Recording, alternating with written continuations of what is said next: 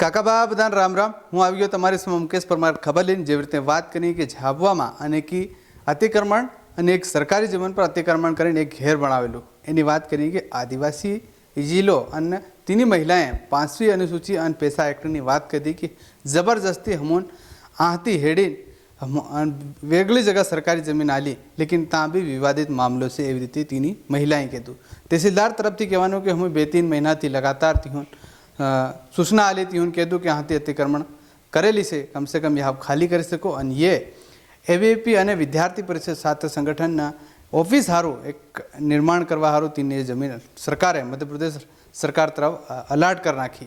तो एवी रीते एक तरफ तो एम कीधी कि सरकार आदिवासीओं पेशा एक्ट माध्यम थी आदिवासीओं एना मूल अधिकार ने माध्यम थी एक पट्टा अलाड़ू और पट्टा आधार थी जो जीवन घेर नहीं मिले जीवन जमीन नहीं मिले तीन हूँ सरकारी जमीन पर तीन पट्टो अलाड़ो हमारी गारंटी।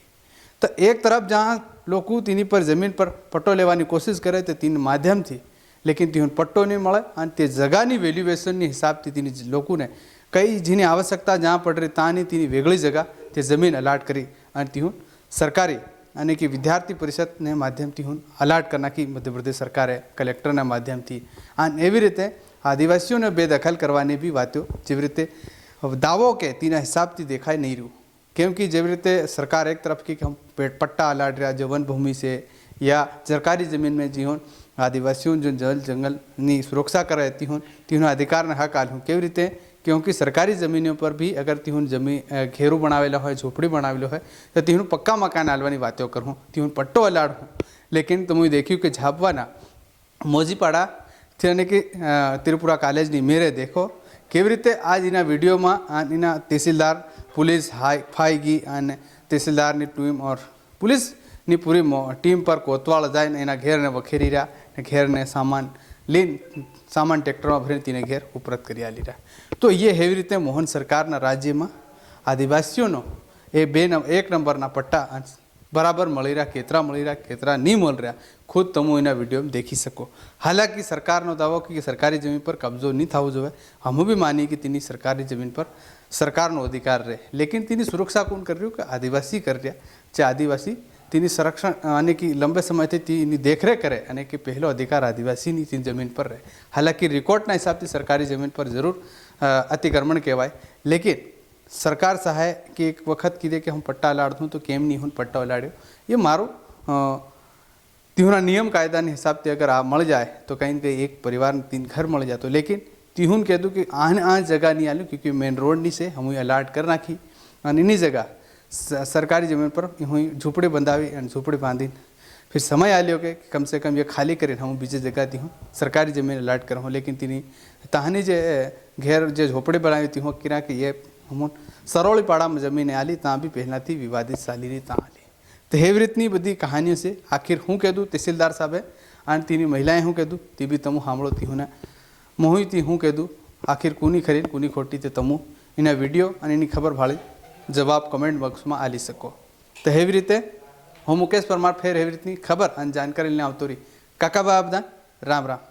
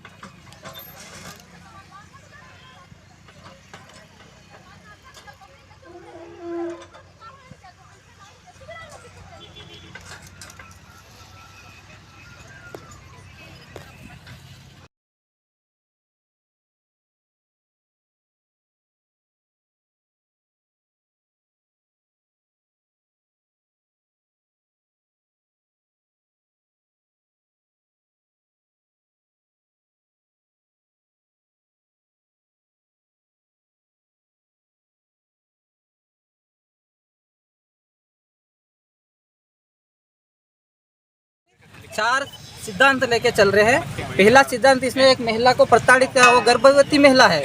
दूसरा एक युवा को प्रताड़ित करा। तीसरा एक हम गरीब लोग हैं और किसान लोग, चारों लोगों को ख़त्म कर दिया इन लोगों ने। तहसीलदार सर ने जितनी भी जिम्मेदारी है, तहसीलदार साहब हमको घर बना के दो तो हम यहाँ से जाएंगे, नहीं तो यही मरने के लिए हम दोनों तैयार हैं। और ये नुकसान किया ना, इसकी नुकसान की भरपाई भी तहसीलदार साहब। ये तो बोल रहे हैं कि आपको 2 महीने समय दिया था, फिर भूखंड भी दे दिया आपको। भूखंड दिया है 11 तारीख को दिया है, आज कितनी तारीख हो गई है। उसमें हम व्यवस्था हमारे से नहीं हुई है। हमने इनको बार बार बोला सर हमारे पास व्यवस्था मकान बनाने की नहीं है, आप ये हम आवास में कराओ, तो हम वहाँ जाके बनाए, तो इन्होंने हमारी मदद नहीं करी। बोले कि हमने लिस्ट में नाम दे दिया है, तो ये आज ऐसी कार्रवाई हमारे खिलाफ बदले की भावना से कार्रवाई करती है। और बोले पहले मकान हटाओगे तो ही हम बोले फाइल आगे करेंगे, तो ये कौन सा न्याय तो हुआ इनके खिलाफ में एक तो SC ST एक्ट लगाऊंगा और पैसा एक्ट के तहत मैं कोर्ट में जाऊंगा। कोर्ट में भले उन्होंने हमको भूखंड दिया है तो मैं क्या करूं, से हमको मतलब जहाँ भूखंड दिया है ना, वहाँ पे भी हमारे गांव वाले लोगों ने एक दूसरे से झगड़ा करके किसी के आतरे निकाल दिया और किसी का सिर फोड़ दिया। वो अभी दाहोद में भर्ती है और हम इस तरीके से कैसे रहेंगे वहाँ। हम 2-3 लोग हैं, मेरा बच्चा है और हम 2 लोग हैं। और प्लाट की बात करते हैं तो साहब कोई भी ऐसे भाई को कैसे कोई फ्री में प्लाट दे देगा? कोई दे देगा क्या? आप लोगों से मैं पूछ रही हूँ, कोई देगा? वहाँ भी हमको 5 लाख रुपए चाहिए। अभी जो प्लाट दिया वो कैसे दिया? सरकारी प्लाट मिला? कैसा प्लाट मिला? वो सरकारी दिया है साहब, बराबर सरकारी दिया है, पर उसी प्लाट के लिए इतने झगड़े हो रहे हैं, तो मैं वहाँ कैसे जाके रहूँगी? वहाँ तो रात भर लोग तलवार कुल्हाड़ी सब लेके बैठे रहते। और मैं यहाँ की हूँ, मैं मूल निवासी यहाँ की हूँ, तो वो लोग बोलते हैं कि वो लोग वहाँ के और हम उनको क्यों दे। और ये लोग बोलते हैं, बोले आपकी ज़मीन के लिए विवाद नहीं हुआ, वो अपने आप पता नहीं किस लिए विवाद हो रहा, तो ऐसे कैसे विवाद हो रहा? हम गए तभी तो विवाद हुआ सब। और आज इन्होंने इतना पहले आए, स्टार्टिंग में आए तो इन्होंने कहा, बोले हम एक ईंट निकालेंगे, आपका कोई नुकसान नहीं करेंगे। और आज अभी इन्होंने जो भी जितने भी अधिकारी और जो भी लोग आके खड़े ना, इन्होंने पूरा आके JCB से तोड़ दिया। अब ये दरवाजे खिड़कियाँ ये मैं कैसे लाऊंगी? हमने इनसे टाइम मांगा था, सर हमको टाइम तो दो, हमारी व्यवस्था में हम इतने दिन से हमारी व्यवस्था में लगे हुए, पर और हम बीमार लोग हैं नहीं, गले में सब माला वाला, हम इतने दिनों से हम बीमार। इन लोगों ने दिन रात हमारे पास फोन करते, ये लोग करके हमको फोन लगाते, बोले हटाओ नहीं तो अभी आ जाएंगे, बोले हटाओ। तो मैंने फोन में भी इनसे कहा कि आप आओ तो सही, पर आप मेरा घर परसों आए थे ना, 2 दिन पहले आए, तो ये लोग इनको किसी को मतलब ये ईंट निकालने की इच्छा नहीं हुई। और वो आधे लोग तो भग भी गए, इनमें से आधे लोग भग गए यहाँ से, आधे उधर के रास्ते भगे, आधे इधर के रास्ते भगे। तो मैंने कहा आप एक ईंट निकालो तो सही, फिर भी इन लोगों ने, वो लोग भग गए, तो आज ये लोग JCB लेके आए। तो मैं मना थोड़ी बोल रही कि मैं यहाँ से नहीं हटूंगी, हटने के लिए तैयार है, हटने के लिए तैयार है। और जिस संस्था को ये आवंटित की गई ना, ये हुई नहीं है, ये सरकारी भूमि है 265 और रकबा नंबर 29। तो ये लोग 5 ओम शर्मा जो है ना, अपने ओम शर्मा, ये तो करोड़पति है। हमने इनसे सबसे हेल्प मांगी कि हमारी मदद कर दो, मकान बनाने में हमारी मदद कर दो। तो वो ओम शर्मा बोले बाहर से, ये तो बाहर की टीम करवा रही है, मैं थोड़ी करवा रहा।